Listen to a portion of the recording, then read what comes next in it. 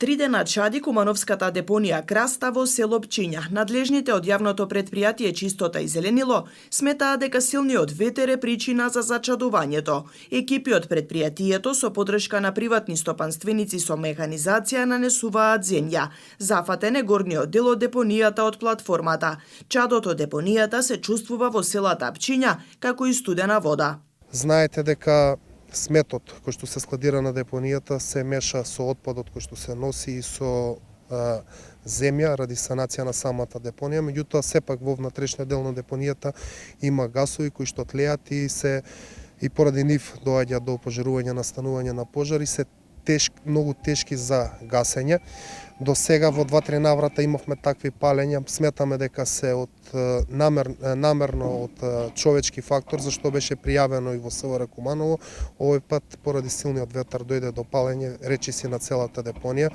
Во текот на неделата реагиравме во рамки на нашите можности како јавно претпријатие. Во гаснењето на пожарот интервенирале и кумановските пожарникари. Во изминативе 5 години на депонијата имаше само 2 поголеми пожари. Беше многу тешко за работа, бидејќи поради силниот ветер имаше многу чад и беше многу тешко за работа. Веќе во текот на вчерашниот ден го ставивме под контрола целиот пожар. Речиси 70% од депонијата е санирана, меѓутоа остана уште некои 30%, оној дел високата платформа каде што е многу тешка и непристапачна за работа за гасење на самата механизација. Меѓутоа работевме во текот на вчерашниот ден, значи има уште мала количина на чад. Се надеваме дека во текот на денот, бидејќи е ангажирана и дополнителна механизација и приватни стопанственици кои што помагаат и учествуваат во носење на земја, која што пак представува начин за гаснење со нанесување на земја и угушување на тој чад кој што произлегува од метанот кој што се наоѓа во самата депонија.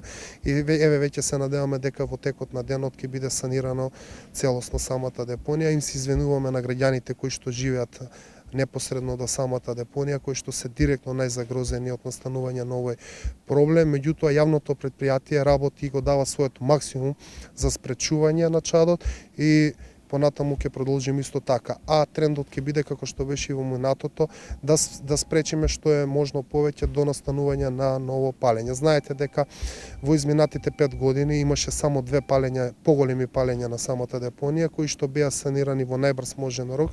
Така ќе биде и понатаму, така ќе продолжиме и понатаму. Трајно решение на проблемот надлежните гледаат во изградбата на трансфер центар во рамки на проектот за регионална депонија за источниот и североисточниот плански регион, но се уште не е распишана постапка за санација на депонијата. Ова депонија треба да биде само трансфер центар во општините кои што го зафаќаат североисточниот регион, односно општина Куманово, општина Липково, општина Старо Нагаричане, Кратово и Крива Паланка, каде што тој отпад од овој регион треба да се складира тука, а потоа со големи возила да се носи во фабриката која што дополнително треба да се изгради во Мечкуевци, општина Свети Николе. За жал имаше една постапка распишана за санација на целата депонија, која што ова депонија треба да изгледа да се направи како еден парк, значи треба да се третира, да се нанесе неколку слоеви на земја и подоцна да се изгради некоја шума ли ќе биде како е замислено согласно проектот. Меѓутоа, она што